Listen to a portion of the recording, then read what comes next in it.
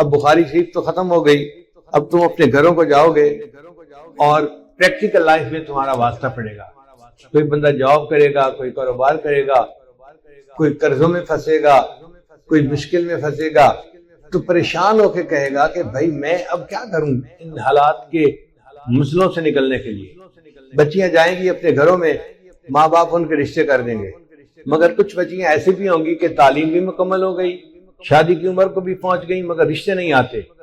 اب بچیاں خود تو نہیں کر سکتی، وہ حالات کے اندر بند ہو جاتی ہیں، کر بھی کچھ نہیں سکتے اور نکلنے کا راستہ بھی نظر نہیں آتا.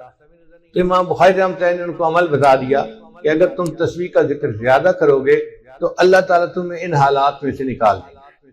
اور اس کی دلیل یہ ہے کہ یونس علیہ السلام ایک پیغمبر تھے جو مچھلی کے پیٹ میں چلے گئے تھے.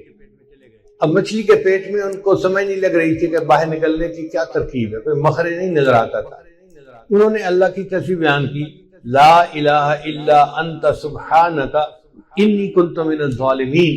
اللہ نے مچھلی کو حکم دیا کہ تم میرے یونس کو کنارے کے اوپر واپس نکالو، چنانچہ ان کو مچھلی کے پیٹ سے نجات مل گئی.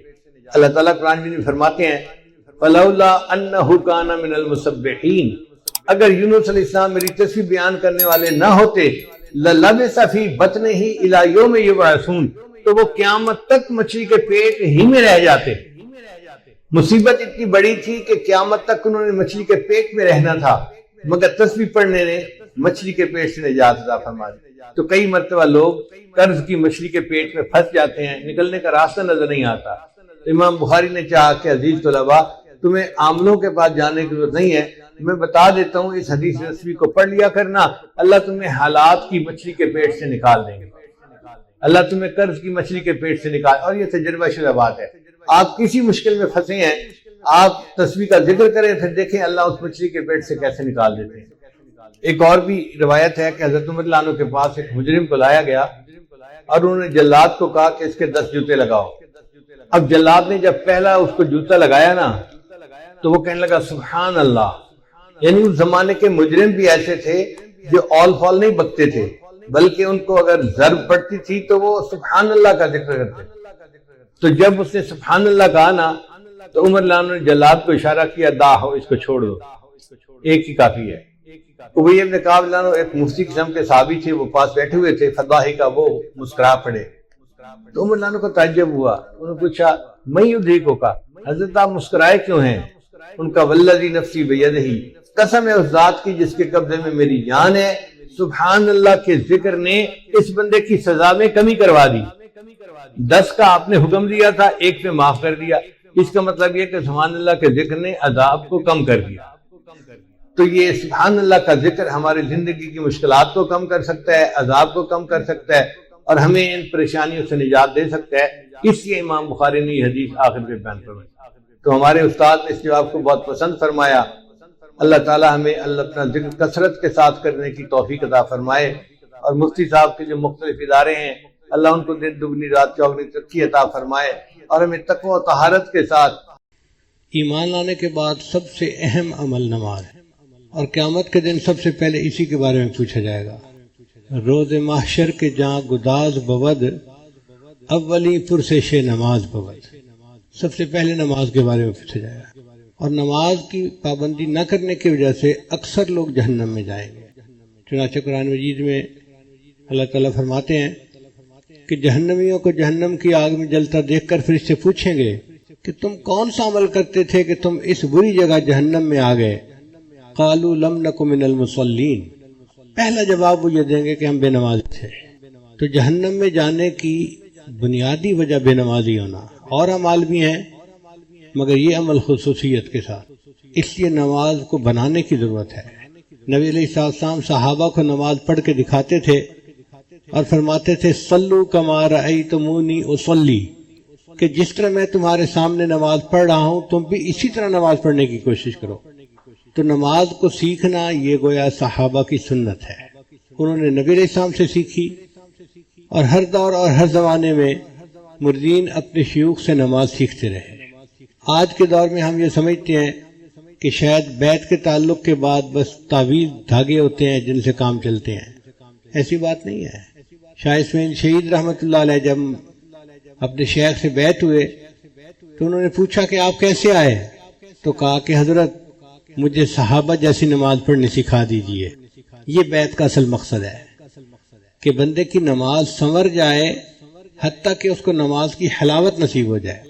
جس طرح ظاہری کھانوں کے اندر لذت ہوتی ہے، بریانی کے اندر اپنی لذت ہے، آئس کریم کے اندر اپنی لذت ہے، مرغ کڑائی کے اندر اپنی لذت ہے، اسی طرح اعمال کی بھی اللہ تعالیٰ نے لذتیں رکھی ہیں۔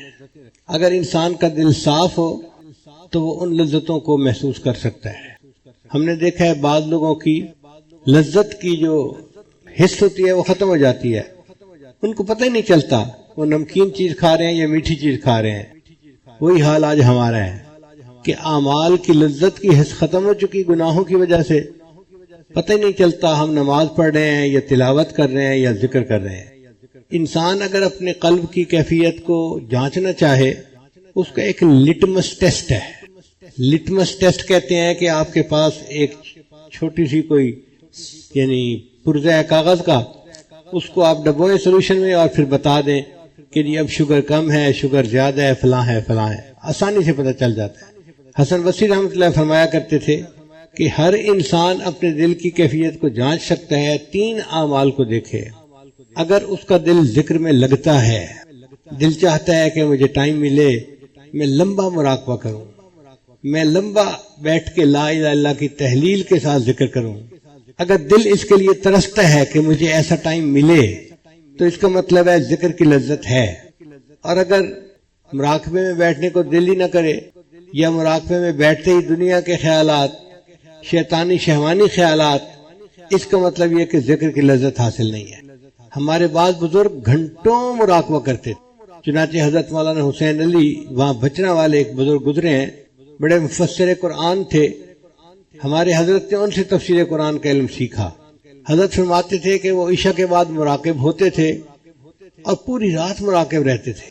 ان کے ہاں خانقاہ میں مراقبے کی ابتدا ہوتی تھی تو اختتامی دعا نہیں ہوتی تھی۔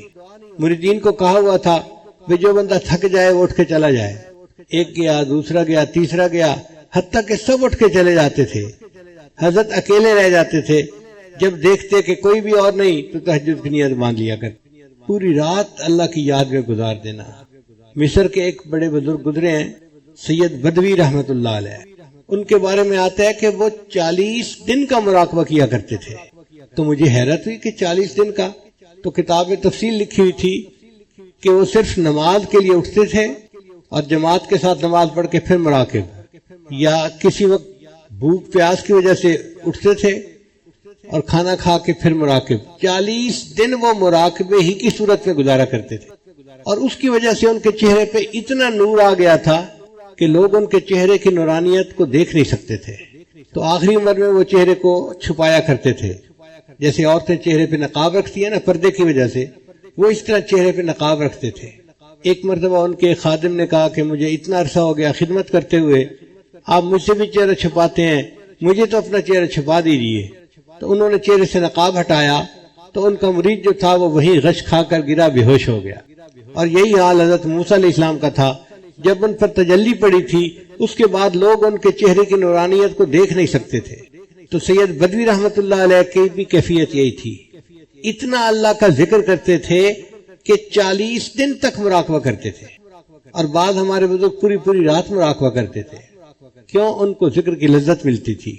اللہ کے بڑے مزے جو بھی چاہے وہ چکھ لے، یہ تو کر کے دیکھنے کا کام ہے۔ اگر شروع میں لذت محسوس نہیں ہوتی تو استغفار کریں، اللہ سے دعائیں مانگیں اور کوشش کریں، چند دنوں کے اندر ذکر کی لذت ملنی شروع ہو جائے گی۔ پھر ایسا مزہ آئے گا کہ دل چاہے گا کہ میں مراقبے میں بیٹھوں اور کوئی مجھے ڈسٹرب نہ کرے۔ ایسے بھی لوگ ہیں دنیا میں جو روزانہ کے معاملات کرنے سے پہلے 2 رکعت نفل پڑھتے ہیں، یا اللہ اب میں معاملات میں بیٹھ رہا ہوں، کوئی بندہ نہ آ جائے جو مجھے ڈسٹرب کرے۔ تو گھنٹوں ذکر کرنا مشکل نہیں ہے، مگر اس کی لذت مل جائے تو۔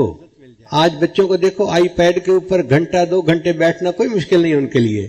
اگر ایک بچے کو آئی پیڈ پہ تصویریں دیکھنے کا اتنا مزہ آتا ہے تو اللہ والے جو ذکر میں بیٹھتے ہیں ان کو بھی اپنے دل کی سکرین پہ پتہ نہیں کیا دیکھنے کا مزہ آتا ہے۔